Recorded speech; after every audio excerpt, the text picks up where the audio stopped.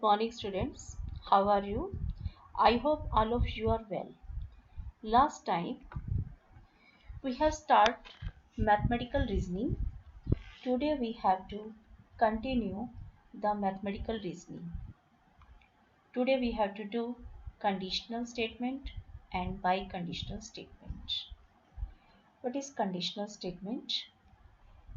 The conditional statement, that means two statements P and Q that are connected by the connectors, that is if and then. That means it becomes the compound statement if P then Q. And this statement is called conditional statement or an implications. And it is written in the symbolic form P tends to Q. That means if P then Q, or P implies Q. Here P is called the hypothesis or antecedent, and Q is called conclusion of the conditional statement P implies Q. Here the conditional statement P implies Q expressed in different ways. Some equivalent forms are if P then Q. This is the first one. Second one is Q if P, and third one is Q P only if Q. Fourth is P is sufficient for Q and Q is necessary for P. यानी कि ये हमारे पास different forms given होंगी और in different forms को हमने convert करना होगा इफ P देन Q में. Is it clear? देखिए इसको आगे हम कैसे चेंज करते हैं. First of all you have to see the examples. First one is if 2 plus 2 is equal to 5, then Rekha will get an ice cream. Relation नहीं है, लेकिन अगर 2 plus 2 5 होता है तो रेखा आइसक्रीम गेट करेगी. If you eat your dinner, then you will get dessert. If John works hard, then it will rain today. If ABC is a triangle, then sum of angles of a triangle is 180 degree. And now some important points, that is this statement, conditional statement if then Q, is not commutative. It means P implies Q is different from Q implies P. P only if Q means P tends to Q. P only if Q means, अगर ये statement आती है तो हमें क्या करना है, P tends to Q. यानी कि जो फर्स्ट होगा वो P होगा और जो सेकंड होगा वो हमारे पास Q होगा. और अगर हमारे पास ये आ जाए P if Q, then Q implies P. यानी कि जो Q वाला पार्ट है ये पहले आ जाएगा if के साथ, और जो ये P वाला पार्ट है वो then के बाद आएगा. और जो ये हमारे पास सफिशिएंट और necessary conditions है, इसमें भी देखिए if P is sufficient for Q, it means Q implies P. Whereas the sentence P is necessary for Q means Q implies P. यानी कि P जो है necessary condition है, इसका मतलब जो Q है Q implies P. Is it clear? Example देखते हैं. Rewrite the following statement in the form of conditional statement. The first one is Mohan will be a good student if he studies hard. यानी कि ये जो statement है ये पहले decide कीजिए कौन सी फॉर्म की है. ये हमारे पास फॉर्म है Q if P.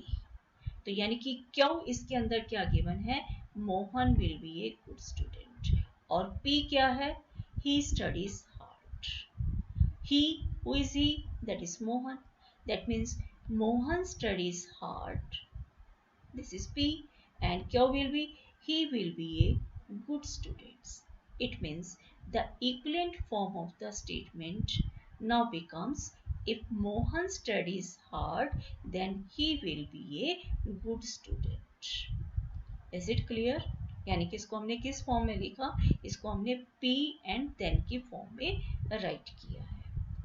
And now we have the next one, Ramesh will get dessert only if he eats his dinner। यानी कि ये जो फॉर्म है, ये फॉर्म हमारे पास है P only if Q। P only if Q, अगर Q है तो P पॉसिबल है। ओके, यानी कि what is P here?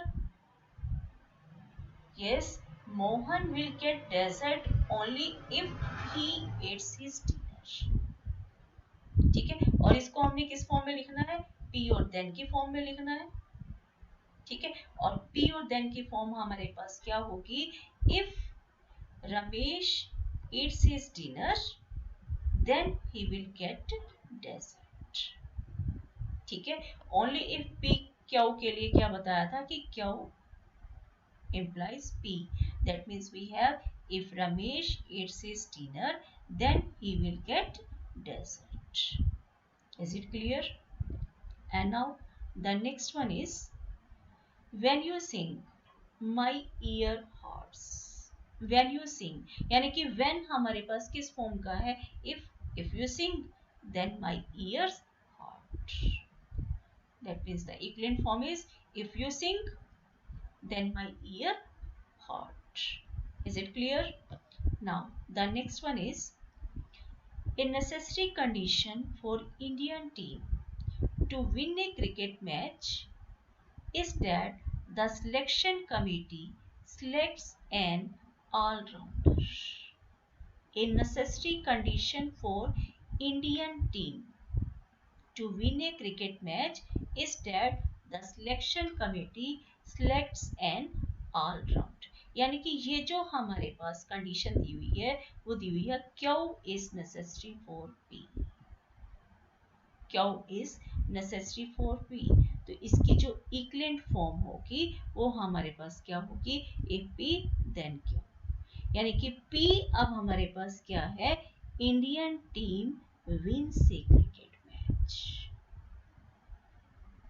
P क्या होगा, Indian team wins a cricket match.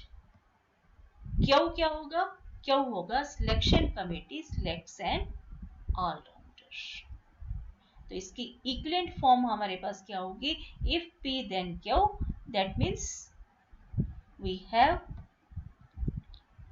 if team wins a cricket match then selection committee selects an all-rounder। is it clear? and now the next example, a sufficient condition for Tara to visit New Delhi is that she goes to Rashtrapati Bhavan। Tara to visit New Delhi is that she goes to Rashtrapati Bhavan। यानी कि ये condition हमारे पास क्या है, P is sufficient for Q। What is P?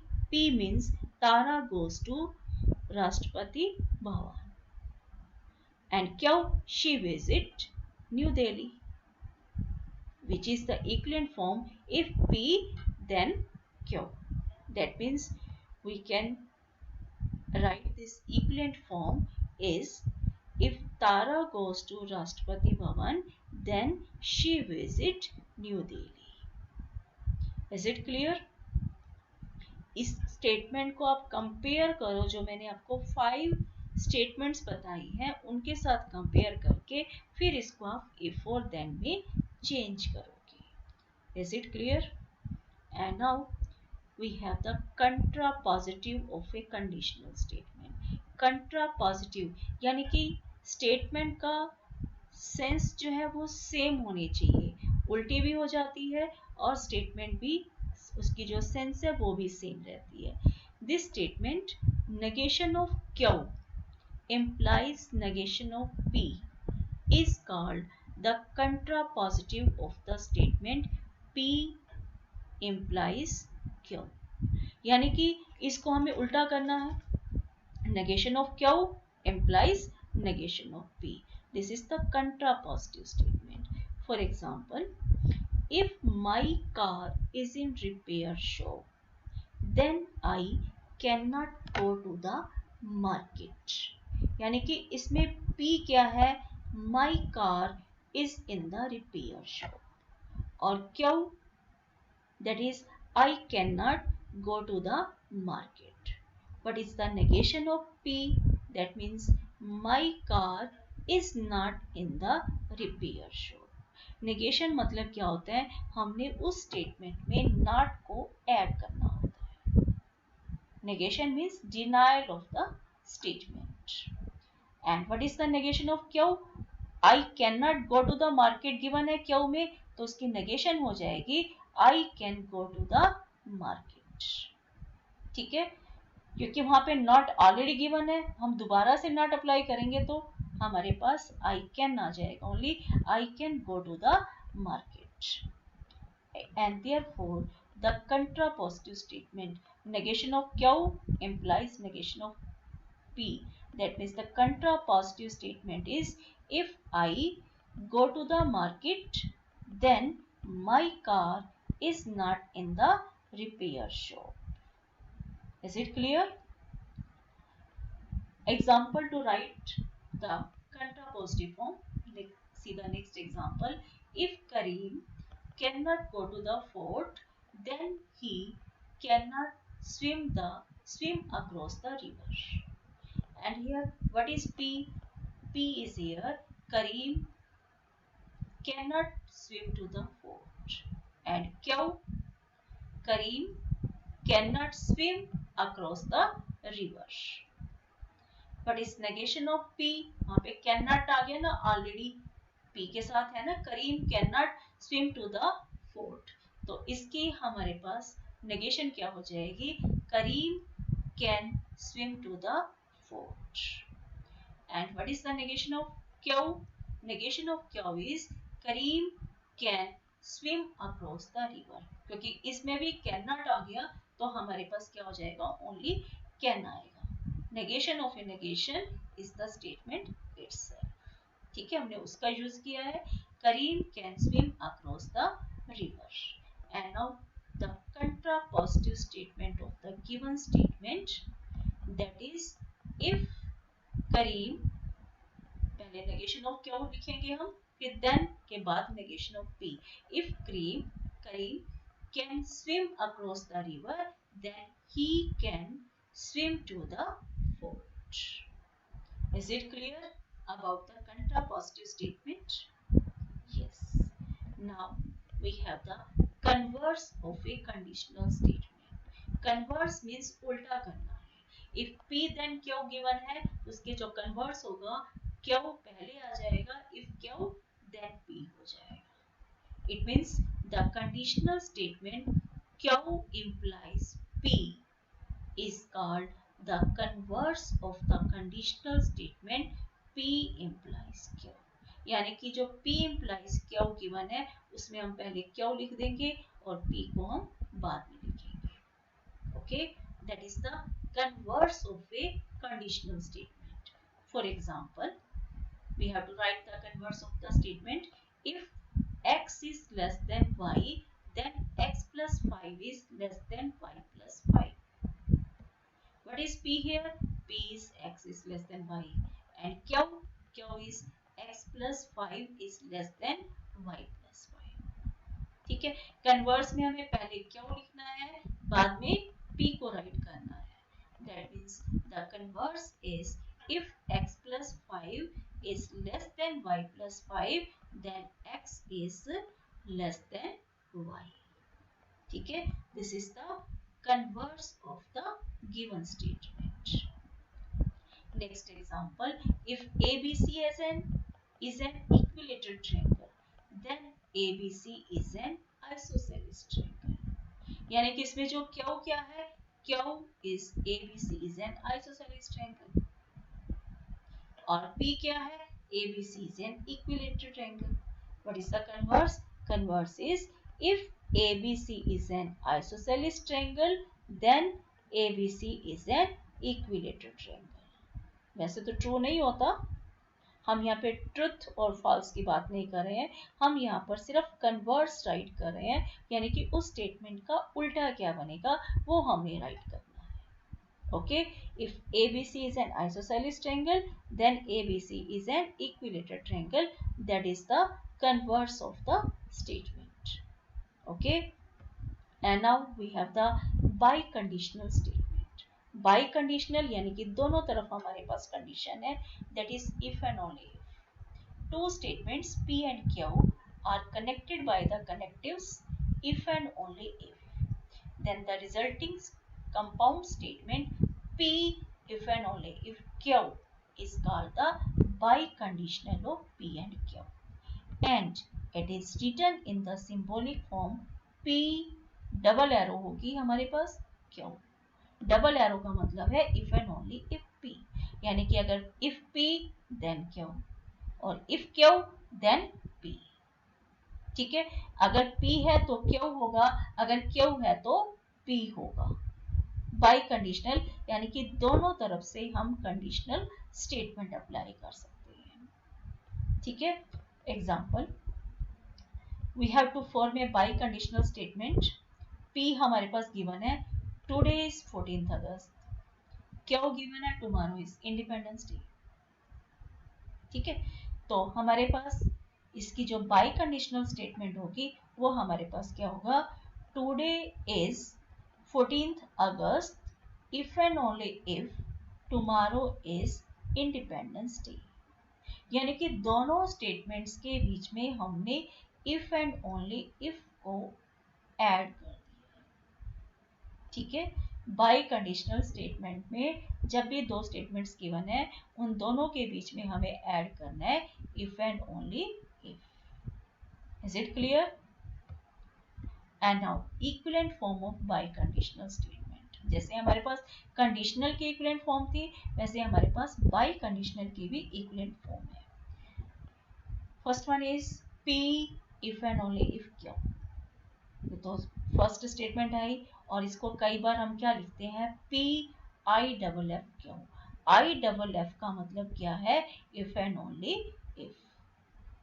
Okay, now the next one is Q if and only if P। इसको भी right कर सकते हैं क्योंकि P if and only if Q है तो Q if and only if Q भी P भी हो सकता है। Next one is P is necessary and sufficient condition for Q and vice versa।